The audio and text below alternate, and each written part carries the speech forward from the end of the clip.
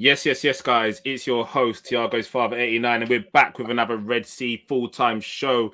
Liverpool 3, Brentford 0 at Anfield. A fantastic result, which hopefully closes the gap and extends the gap on our title rivals.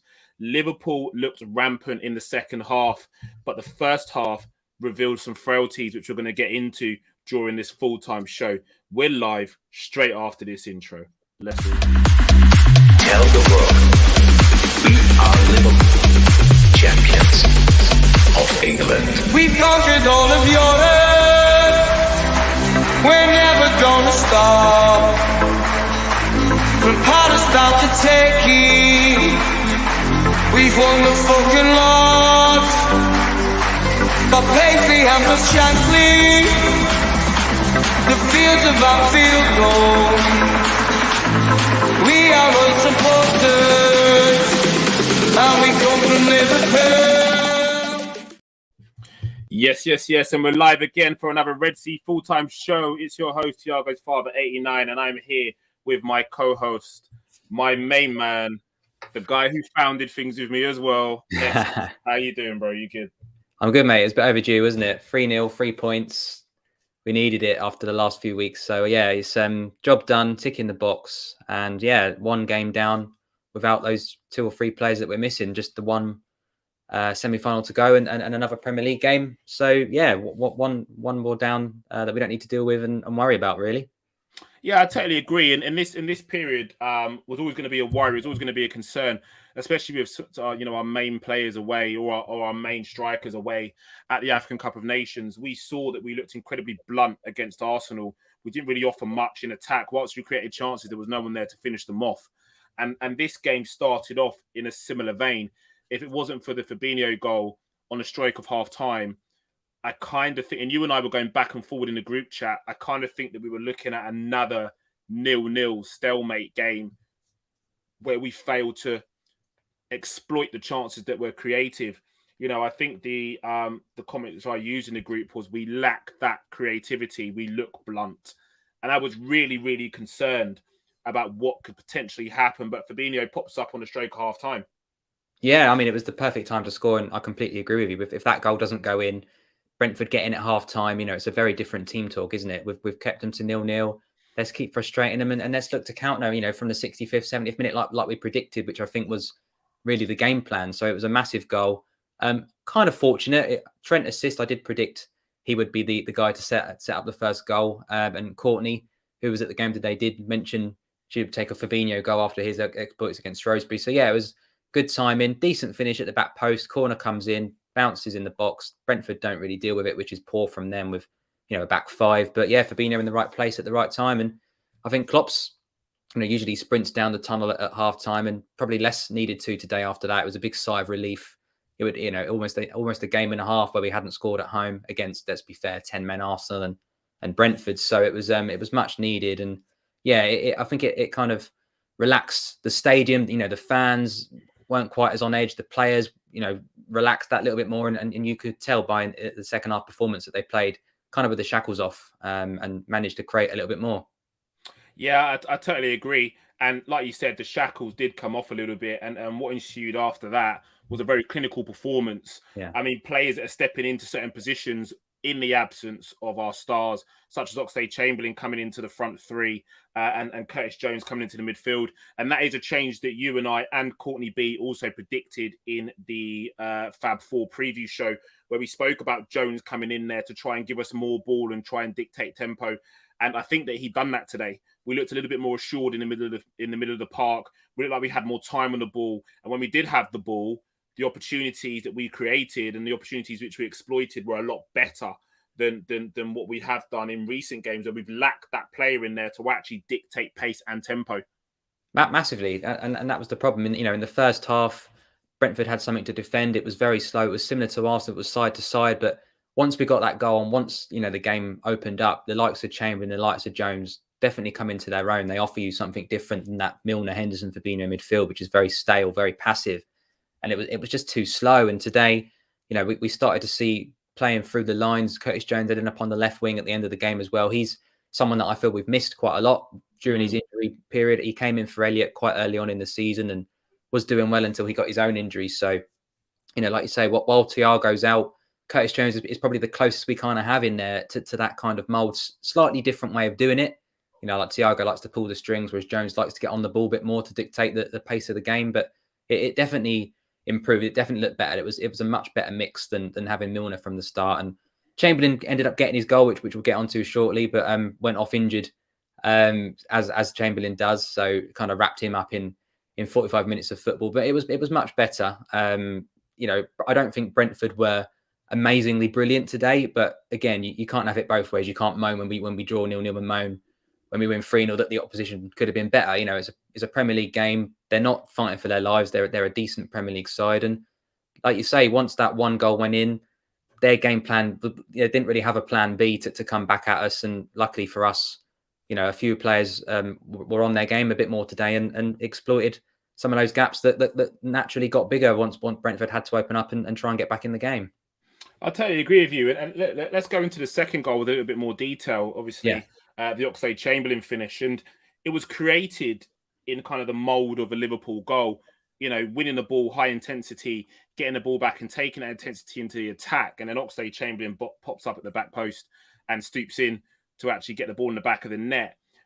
I mean, Ox in the forward line, we discussed it on the Fab 4 preview, and I was kind of thinking Jones is going to go into the forward line, Ox is going to come into midfield, and it was the reverse. Just talk us through that goal. I mean, it was brilliant because you've got, Liverpool of old, we've never played with a 10. We mentioned, will we see a 4-2-3-1 at some point? But, to be fair, Trent has not really slowed down with his assists and his goal contributions, but Robertson definitely has. So to see Robertson going down the left-hand side, getting his head up early, not necessarily having to get to the byline to get a cross in, where we've seen Trent and Robertson put a lot of crosses in on the edge of the box, and it's just headed away constantly. The amount of crosses we've put in, and even Jurgen Klopp in his interview after the Arsenal game was saying, basically, I just told them to keep putting crosses in, even if they kept heading away, just in case something happens. And it just felt a bit poor, kind of, that's really all you've got. Just keep putting crosses in from the fullbacks and see what happens. But to see Robertson win the ball, like you say, on the run, head up early, that ball over the top, fantastic ball from Robertson. Chamberlain knows it's coming, and to get on the end of it with a diving header is fantastic. It was a brilliant goal. So, both the first two goals created by the two fullbacks, and the year we won the league, they were battling them, between the two of them, weren't they? Assist versus assist, 10 for me, 9 for you, and it's good to see a return of that. That's where Liverpool are at their best. So it was a fantastic goal, and even at 2-0, we have been 2-0 up, against Brighton, against Chelsea. We've had leads against, with West Ham and Spurs, and I still wasn't convinced that we'd be able to make it through with all 3 points. But it was a massive step towards that, and it was a really good team goal. Yeah, and like you say, you always want to see those well-worked team goals where everybody's chipping in, everybody's contributing. And that is part of the Liverpool kind of way of playing, where a lot of the guys are getting a touch on the ball. It's that fast break coming from the flanks. Like you said, Robertson and Trent putting those crosses into the box, but assured deliveries, not just throwing a ball into the box and hoping for the best. We were actually creating something. That goal was well-worked. Ox to stoop in at the rear and get that ball in the back of the net. And then a player for the third goal, which came in for a lot of scrutiny and heavy criticism after he put the ball into row Z during that first leg semi-final against Arsenal. Yeah, Minamino. He finds the back of the net with some beautiful skill from Firmino to try and kill things off and allow the chance to be taken, a lot easier than the one. And it is an easier chance that's fallen to him than the one he got in the cup semi-final. But talk to us about how we end up in that situation from the opposition goal kick. Absolutely. Like you say, Brentford, trying to play it out from the back at 2-0 down at the Kop end is very brave and maybe a little bit stupid. Played it out. It's a little bit like watching a youth football game, someone that hasn't really understood or worked out how to play out from the back and played themselves into trouble and a bit of a panic, played it out to the middle, played it to the right, brought it back into the middle again. And by then you've got the pressing machine that is Bobby Firmino breathing down your neck, and he gets in there, wins the ball back. Minamino gives it to Bobby. Bobby gives it back to him, after you. And, the goalkeeper for Brentford can't cover both of them. So in the end, like you said, Minamino has an open goal, but the ball's coming at him, with a lot less velocity than it was against Arsenal. He should have scored that one as well, but Jesus, if he'd have missed this one, I think he might as well have packed his bags. So I nice know. goal for Taki, especially like you said, after the criticism that he'd had. You know, the third goal in the 3-0 is great, but can he start to score those goals? Yes, he did it against Leicester to get us through to the semi-final, but to kick on and you know, to be fair, kickstart his Liverpool career, he needs to start doing this on a consistent basis now. Yeah, and all you ever want is for those players who we kind of refer to as the backup players to come in and contribute. Yeah. For them to actually show their class and their form. And look, this result was good considering the result we had against Brentford before. We've actually got the victory. And Liverpool have been guilty of the so-called smaller teams not actually being able to put them to the sword, you know, finish those teams off actually in games, which allows us to take points that we should be taking and progress in the league. I mean, with Manchester City winning on the weekend against one of their nearest title rivals in Chelsea, we have 2 games in hand over Chelsea, obviously a further one after this as well. Yeah. Are we staring down the barrel of second place? Are Manchester City just going to run away with it? Are they that good? But, you know, where do we realistically see ourselves coming the end of the season? It's a good question. I mean, we've now gone above Chelsea, 2 points clear of them, and we have a game in hand over them as well. So, you know, they've had their struggles. They've had a few tough fixtures lately. We've still got to go to the Etihad, so I can't see us winning there. So we are going to drop points there. So I think it is still between us and Chelsea for second place. West Ham, Arsenal, Spurs, and United are in that battle for fourth. They're not really going to trouble the top 3. But like you say, with Man City, you know, they've won 18 games out of 22. We've won 13 games out of 21. They are on another level, really. Even if we win our game in hand, which I think is against Leeds, that's 8 points behind them. We didn't have to beat them at the Etihad. That's 5 points. And we're still relying on Man City to lose a couple of games and us to not drop another point for the rest of the season. There's a lot of ifs, buts and maybes. And unfortunately, we've seen the difference that missing Salah and Mane make. There's no guarantee that when they come back from AFCON, they're going to play every minute of every game for the rest of the season. That, you know, there's injuries, there's COVID, there's might get the odd knock, suspension, whatever it might be. And you know, we do tend to dip when those two aren't there. So for me, without trying to kind of be the bearer of bad news, I think realistically, you know, every outlet in world sport is pretty much giving it to City now after they won against Chelsea. But like you say, mate, you know, you got to keep going. You never know what's going to happen. You can only concentrate on yourself. We've got Palace next week, which will be our last game without Mane and Salah before that winter break comes in. So if we can get a win there, get those guys back in the team, just keep plugging away, because if Man City do drop points, you have to make sure that you're making the most of that weekend and winning your game, because there's no point. We've seen it before. Man City will draw and then we'll draw, or they'll lose and we'll only draw. And you think, you know, when you do get the chance to catch up with Man City, because they're so near perfect, you have to be ready to pounce. So, you know, it's a big gap at the minute. Man City have chased us down before, and all we can do is just, you know, keep on going every week and trying to get the 3 points, because otherwise, you know, there's a long time left of this season to give up on it, isn't there? I totally agree. And I think that's the difference. Like you said, when Manchester City have chased us down, it's win, win, win, win, win. Us, it was draw, win, draw, win, draw, win. Do you know what I mean? Yeah. So that's the difference. That is the difference. You have to continue to win games. And the only way we're going to do that is by making sure that we're resilient and putting away these so-called smaller sides. You know, and putting them to the sword, which we've done. So our very own Courtney B, in the spare of the moment, went to the game. So I'm sure we're going to have some vlog footage coming. Yeah. So hopefully there's 2 vlogs hitting your screens from us here at the Red Sea Podcast as well. So I'm going to get into a couple of your comments here as well. Daddy Pig, big shout out to you. Ox got the goal, but to be honest, he could have been better. He was slow. He was slow thinking when it came to passing, especially. I mean, it's very, very difficult to discuss the Ox's performances because it's stop-start for him. He's in and out of the team, There's no real consistency to the runs that he's getting in the team. So when you're coming in and you're asking to do a job, almost coming out of the cold, you know, it's very hard to ask more from him. I think his performances have been good when he's come in. I mean, like you say, he gets the chance to come in and then he doesn't play, and then he's in again, and then he's out, and then he's in the right wing, and then he's in centre mid, and then he misses 2 games. So I agree, it's very difficult to get some consistent performances. But you know, he's played the game today. He's got on the score sheet. He's got an ankle injury. He seemed to go down with no one touching him in the area. So those ones are always more worrying when there's no contact and they just Innocuous, go yeah. down.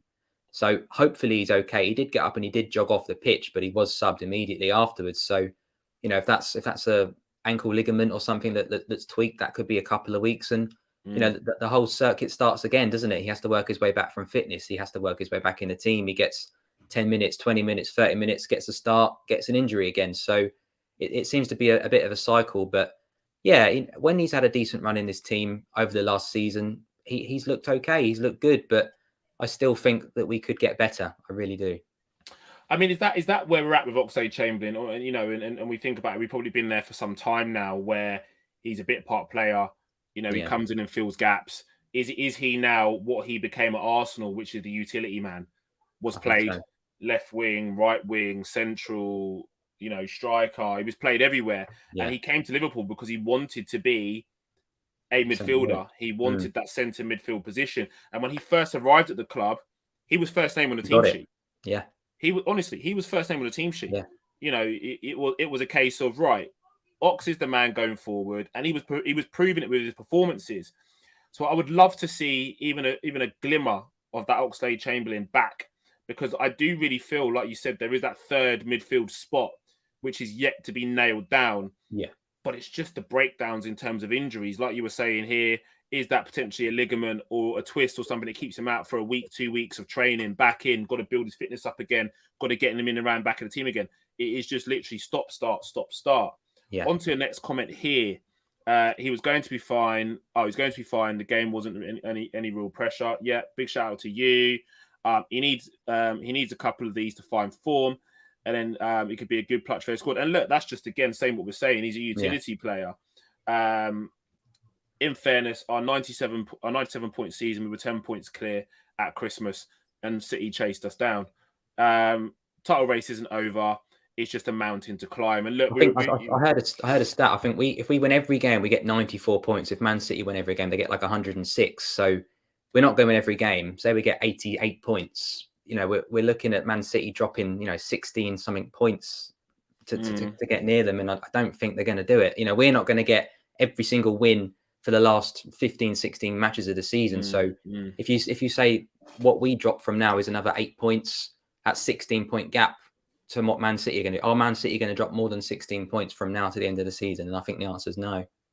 Well, I'd like to see us close that gap quite significantly. You know, if it gets to the end of the season and we're talking about 4 points, you know, I can walk away from that and go, look, we ran you hard. It's 4 points, and we've walked away with 2 trophies.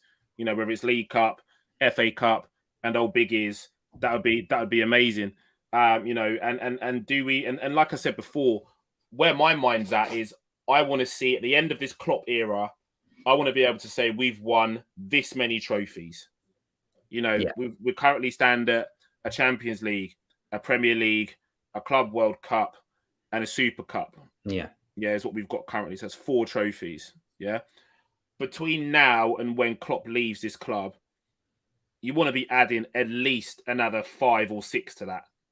I agree. You know, we've got Europa League runners-up, Champions League runners-up. We've been in runners-up in the Premier League, a couple of times. Community Shield, we've lost 2 in a row. So we have had chances to add to that haul, but I just feel that we're always just that one player away, maybe. And it's just so frustrating to see Liverpool put all this investment in, getting in the likes of Alisson and Fabinho and Van Dijk and Salah and Mane. And you think just one more summer of 2 players that go into that first 11, and we're pretty much there, but we've just seems to have just put the brakes on at just the wrong time. It's frustrating. Yeah, I mean, I would love another Premier League under the Jurgen Klopp tenure. I would love another Premier League. I think that's a must. Yeah, I'm going to call it. I think another Premier League is a must, because if he can, he's the man that brought the Premier League back to Anfield. And that's a huge thing. Considering he went 30 years without winning a title, that's massive. But I just don't think it's enough. I just don't think it's enough. I think that this period would be looked back upon fondly, but it would be tainted slightly if there wasn't at least 2 Premier Leagues in there.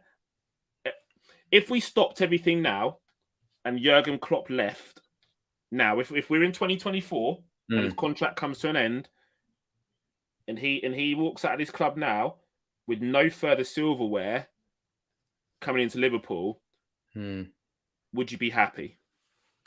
I mean, I wouldn't be unhappy. He won the biggest 2 trophies he could possibly win, but I agree with what you're saying. You know, this level of player, this level of squad, it's doubles, it's trebles, it's multiple trophies, not necessarily in the same season, but you know, we followed up a Champions League win with a Premier League win, and then if we were to go, 3-4 years after that and win nothing more, when you've got Salah banging goals in for fun, the best centre back in world football, the best fullbacks on their day in the world, one of the best top 3 goalkeepers on the planet, it does feel like an underachievement, doesn't it? So it would be disappointing, but I think we've got more chance of winning another Champions League than we have another Premier League, in all honesty, under this regime. I agree, and like I said, I feel like we need to get something. We need to get something more. Yeah. And look, just as we draw the show to a close, guys, as we head into the last part of the game, also last part of the show, where do we go from here? Obviously, we've got Palace coming up next in the league, and then we've obviously got the little situation of another leg in the semi-final. Oh, they got COVID, didn't they? They've got one player out. I don't know if that'll go ahead or not. I mean, do we that semi-final's got to be a must-win, right? Yeah, I mean, it's a little bit naughty, isn't it, that Arsenal have called off the North London derby, but can play 4 days before and 4 days after with one COVID case. But that's the talk for another day. But at the Emirates, yes, they're going to be better than they were at Anfield with 10 men. They are going to be up for it. They've got nothing to lose. It's not like a point is any good. They're not playing for points. They're playing for a place in the final. So we went pretty strong on Thursday. We went strong today, probably because there's not really much other option. You see the subs that came on today. It was great to see Cade Gordon get a run out, but Milner comes on for Firmino. We don't really need to hold out a 3-0 victory. That's the only player we've really got of any first team football to come on. So I would imagine quite a strong team on Thursday. Tsimikas, Konate maybe to feature after not playing today, but you'd expect a pretty similar lineup to what we played them in the first leg. So, like you say, can we go there, get the win? Maybe it will go to pens, if it's a draw on the night, but it's going to be one of them things because Chelsea are in the same position as we are. They're looking at the league and going, game over. Can they retain the Champions League? It's going to be incredibly difficult to do back to back. I don't think they're quite as good as they found themselves under Tuchel at the beginning. I feel they've dropped off a little bit, and they're looking at the League Cup thinking, let's get some silverware because Tuchel wants to add to his trophy haul as well. So it's a big opportunity, isn't it, for Liverpool? We lost a League Cup final against City under Klopp already, so it's a trophy he hasn't got yet. So it'd be great to go past Arsenal. We should be going to the Emirates and we should be getting a win. Let's be fair. And today, the goals returned, so hopefully the likes of Jota, Firmino can continue and hopefully just get us over the line. I think it's going to be a really tight game. Into that Palace match, got to keep winning, and then we get that little break and all the lads will be back from there. And it's just from then it's that big title run in. It's Champions League knockout stages comes back around, and for me that's where I'm going to be most interested in. If I could pick a match to go to, it would be the Inter Milan game. That's the biggest game at this moment in time because it's a level playing field in the biggest trophy. Whereas, with Man City, it's already looking a bit of a big ask. I totally agree with you. And guys, that's been your Red Sea full-time show. Thank you for joining us here with your instant match reactions in regards to the Brentford and Liverpool game. What we've got coming up next week, AFCON watch on Monday, Transfer Tuesday. Yeah. And then preview for Arsenal and then Palace preview, right?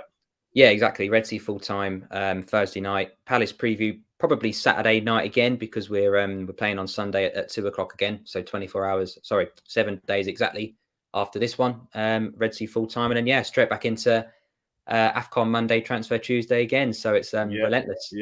Yeah. So make sure you're locked into everything that's Red Sea podcast. If you're not already, make sure you're liking and subscribing. We will see you on the other side.